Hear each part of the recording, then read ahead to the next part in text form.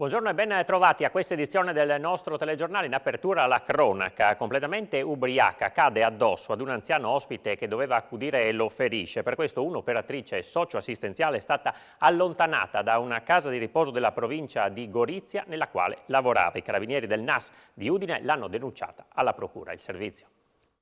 Ubriaca sul posto di lavoro, cade rovinosamente addosso, ferendolo ad un anziano di 91 anni che stava accudendo. Si è conclusa con una denuncia alla procura e l'allontanamento immediato da una casa di riposo della provincia di Gorizia l'operatrice socioassistenziale responsabile di aver provocato lesioni ad un anziano ospite. A causa delle sue condizioni di alterazione dello stato psicofisico, la donna straniera di mezza età gli è caduta addosso mentre lo accudiva. Sono stati i NAS di Udine, nell'ambito di controlli mirati alle residenze per anziani effettuati nel periodo di Ferragosto, a denunciare l'operatrice socioassistenziale. Una trentina in tutto le ispezioni effettuate dai militari dell'Arma in tutto il Friuli Venezia Giulia, che a parte il fatto accaduto in provincia di Gorizia non hanno riscontrato particolari irregolarità.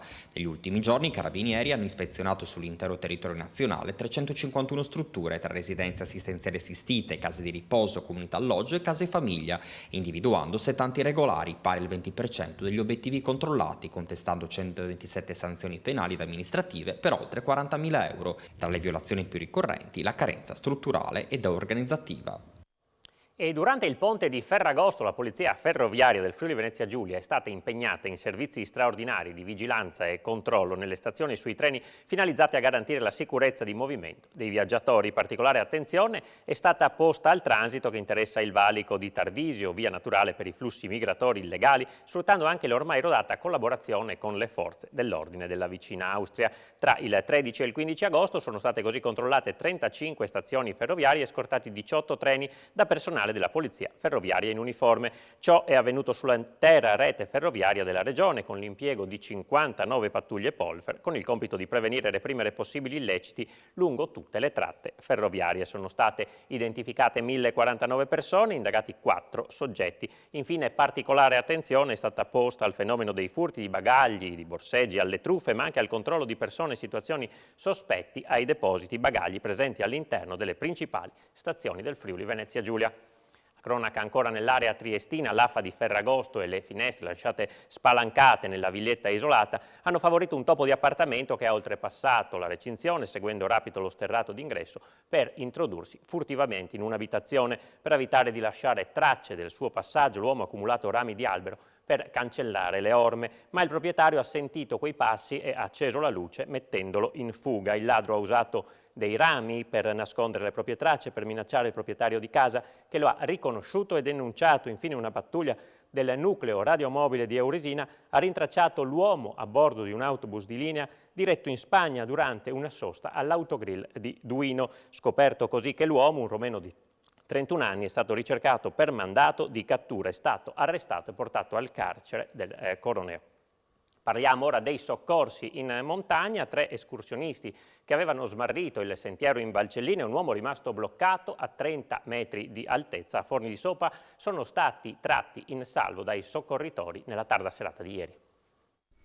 Doppio intervento sulle montagne friulane da parte dei vigili del fuoco e del soccorso alpino della serata di martedì, il primo in Valcellina dove si erano smarriti 3 escursionisti, padre, figlia e un amico con appresso il loro cane Rocky, che stavano scendendo da Casera Galvana verso il passo di Sant'Osvaldo a 1300 metri di quota. Dopo aver smarrito il sentiero i 3 sono stati sorpresi dal buio.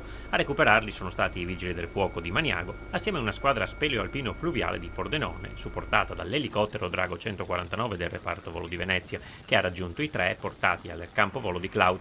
Solo uno spavento per loro. Ben più complesso l'intervento che in serata ha visto impiegati i vigili del fuoco di Tolmezzo e i volontari del soccorso alpino che hanno salvato un escursionista rimasto bloccato a 30 metri d'altezza su un terrazzino naturale nei pressi di una cascata ad Andrazza a Forni di Sopra. I soccorritori hanno allestito un sistema di corde per risalire la parete e raggiungere l'uomo, incolume ma infreddolito, calato poi per circa 30 metri con uno speciale in brago. Una volta raggiunto il sentiero, attorno alle 4 di notte, è stato accompagnato fino alla strada da dove ha fatto rientro autonomamente nel proprio alloggio.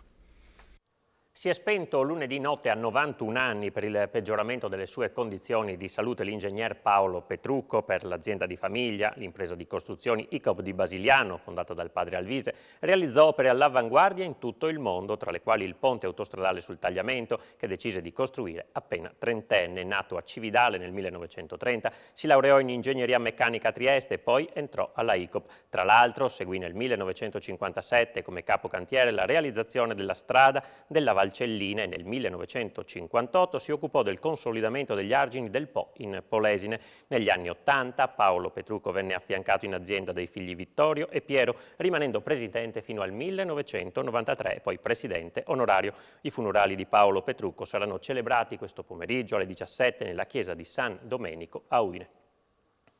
Parliamo ora della pandemia con i dati. Oggi in Friuli Venezia Giulia su un totale di 7.430 test e tamponi sono state riscontrate 1.246 positività al Covid. Le persone ricoverate in terapia intensiva sono 4, una in meno rispetto a ieri, mentre i pazienti ospedalizzati in altri reparti sono 217, 15 in meno. Oggi si registrano i decessi di 8 persone, 6 a Udine e 2 a Pordenone.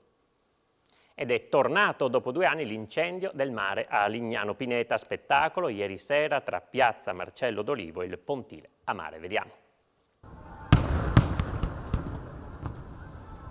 Ventagli dorati, lo sbarco dei Marine, la nuvola d'argento, i fantasmini, i fuochi paracadute, il tutto reso ancor più affascinante dal riverbero sull'acqua del mare. È stato successo per l'incendio del mare a Lignano Pineta con i tradizionali giochi pirotecnici del mago dei fuochi Ciro Manfredonia, coreografo dello spettacolo ideato nel 1995 assieme a Renzo Ardito. L'incendio del mare, dopo 2 anni di assenza per la pandemia, è nuovamente divampato in acqua tra Piazza Marcello d'Olivo e il Pontile a mare. Dopo 2 anni di pausa, a causa pandemia, torniamo con uno spettacolo che ha una grande tradizione. Siamo alla 26esima edizione, da un'idea di mio padre Renzo e di Ciro Manfredonia.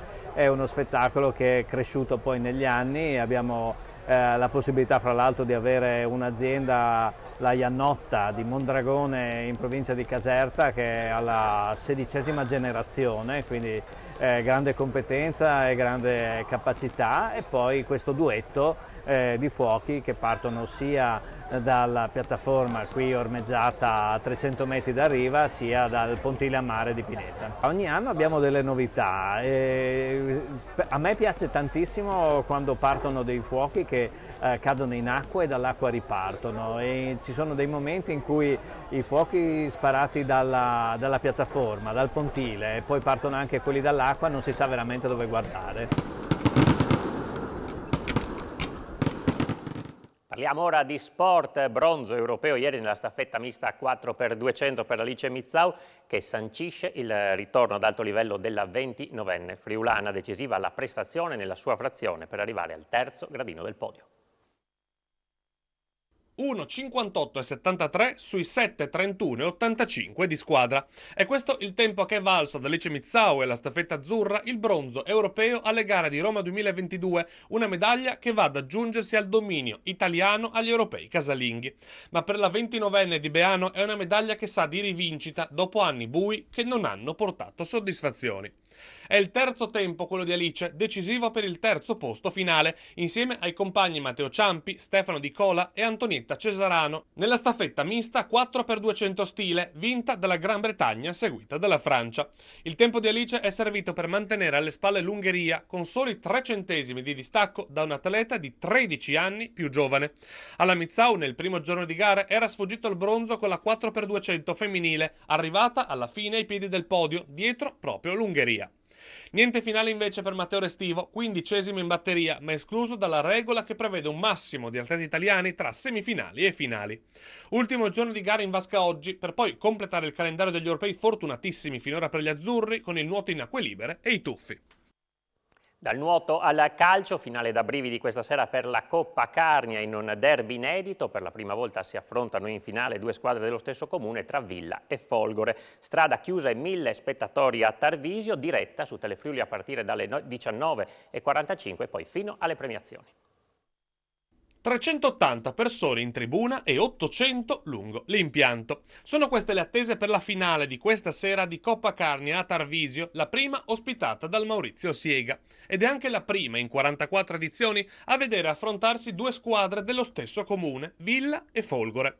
Non certo però un derby inedito fra le due squadre di Villa Santina, che si sono affrontate 49 volte, di cui l'ultima proprio pochi giorni fa in campionato con la vittoria della Folgore. Fischietto della gara Gianluca Vrizz della sezione di Tolmezzo. Telefriuli seguirà la partita che vale una stagione in diretta questa sera a partire dalle 19:45 per le emozioni prima del fischio d'inizio e fino al fischio finale, compresi eventuali rigori, fino ad arrivare alle premiazioni a chi, tra Villa e Folgore, potrà alzare sotto il cielo di Tarvisio la Coppa Carnia. Seconda cessione eccellente in casa udinese dopo quella di Molina, via il laterale destro, la società friulana cede anche quello sinistro, rivoluzionando di fatto le fasce, ma Destiny Udogie, prima di indossare la maglia del Tottenham, dovrà lottare ancora un anno per la causa bianconera.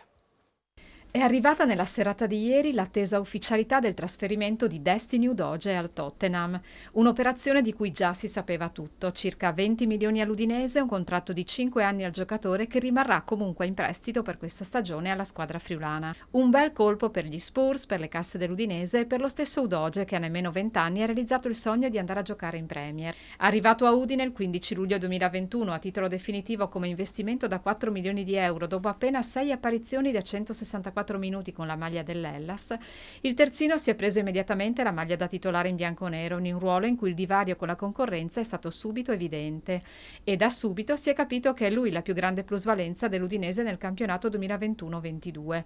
La sua cessione però non era in programma già quest'anno. Non rientra infatti nelle linee guida della gestione Pozzo la vendita di un giocatore in rampa di lancio dopo un solo anno a Udine, ma forse le strategie societarie stanno cambiando, vedi anche l'affare Zoppi, e così Udogie, con l'aiuto di congiunzioni astrali favorevoli, è già riuscito a centrare un grande traguardo.